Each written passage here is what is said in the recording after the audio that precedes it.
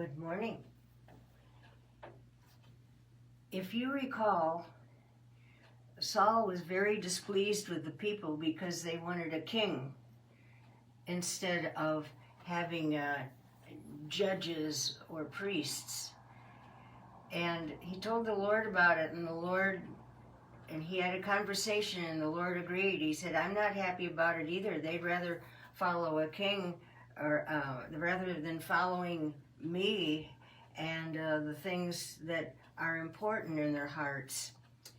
And so Samuel said, I don't know what to do about it. And the Lord said, don't do anything about it. Let them have their way. And so Samuel said, okay, we'll do that, Lord. And the Lord said, I feel the same way you do, but let them have their way. And the Lord told him that within a couple of days, they were going to have a new king for Israel, the first king. And he told Samuel to get busy and to prepare a sacrifice at his hometown, his home in Ramah, which was a very lush, wonderful part of Canaan. And so Saul did that. And Samuel did that. Not Saul, Samuel. And so he went home and he got his house all cleaned up, straightened up, had his maid and everything do everything. Because this was Samuel's home that he was born in. It was a big house. It had a patio out on the side of it, and then there were some stairs that went up, and then he had a patio on the roof too. And the Lord said, Samuel, you're going to have a party. And so Samuel prepared everything for his guests. He sent out invitations by way of people and servants and things, and to all the countries. Whoever wanted to come was welcome to come to Ramah.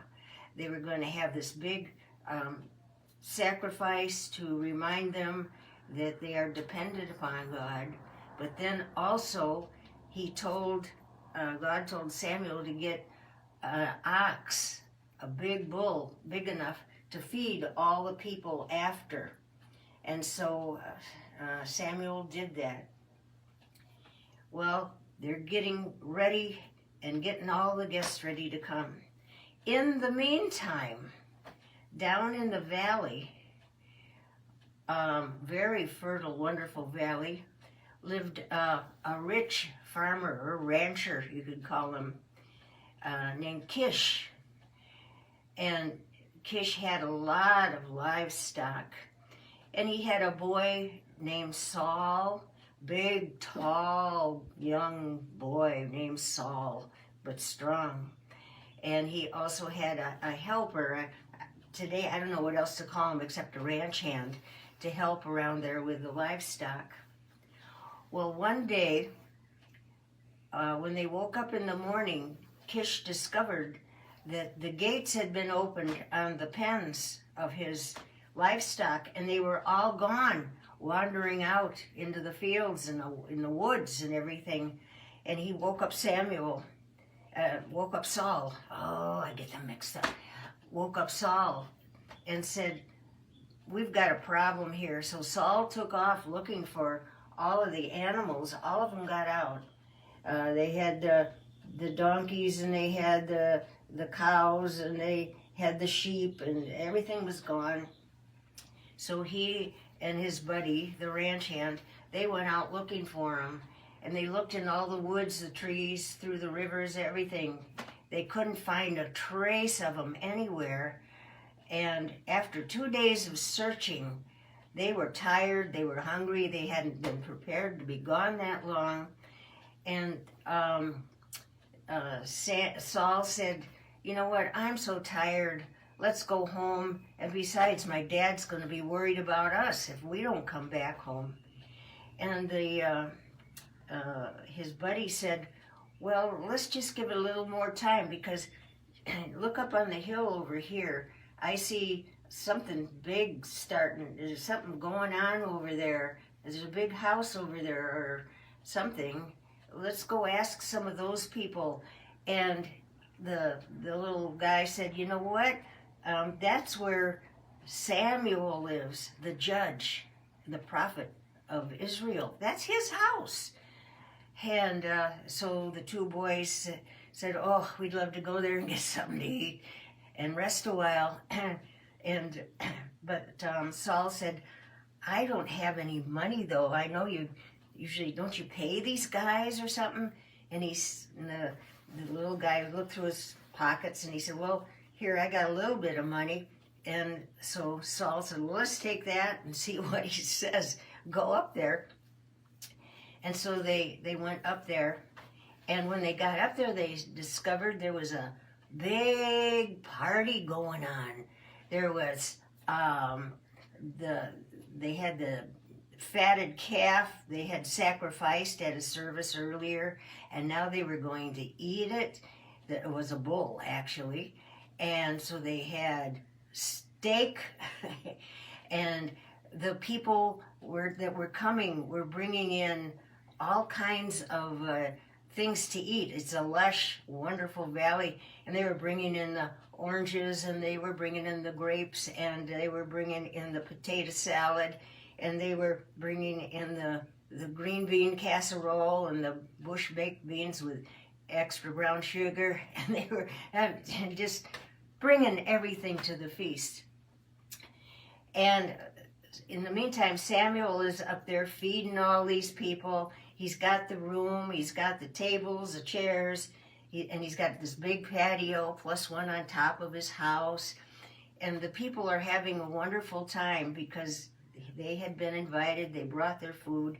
The kids were running around the courtyard walls trying to balance on them. And it was just a real good picnic. It really was.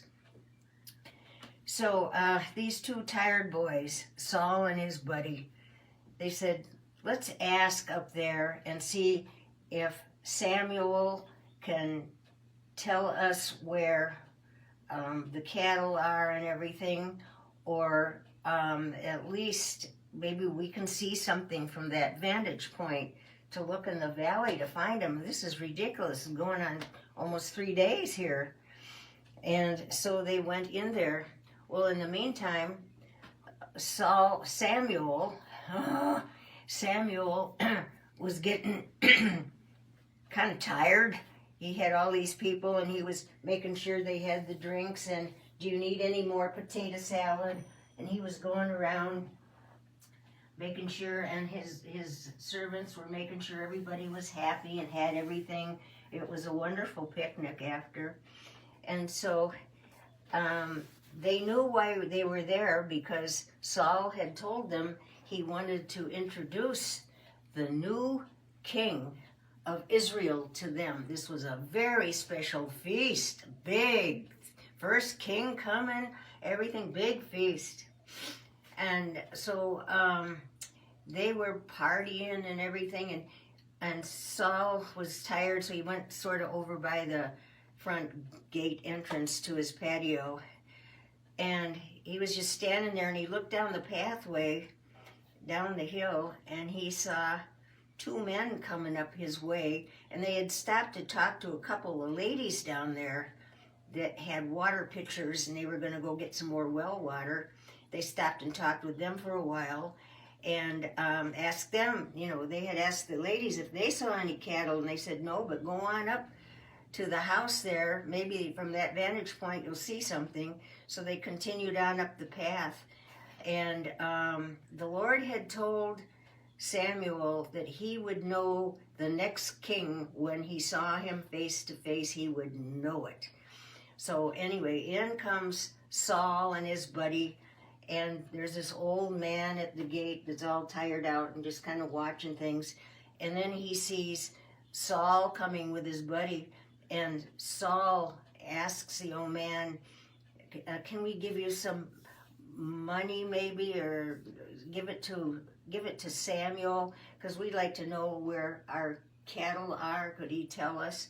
And they didn't know that they were talking to Samuel himself. Samuel said no. He said, come on in. The people were waiting to see who the new king was, and so was Samuel. Talk about a cliffhanger. I mean, everybody's eating, and when is the king going to come out? When can we see the king? And he didn't know either, but he didn't let on until Saul showed up at his front gate. And then the Lord said, here's your man. And so they went up on the rooftop, the two of them, and Samuel said, here, I have food for you, get rested up, and we're going to talk on the roof for a little while. I'm going to leave it off there right now, but I'll be back with part 2 coming up.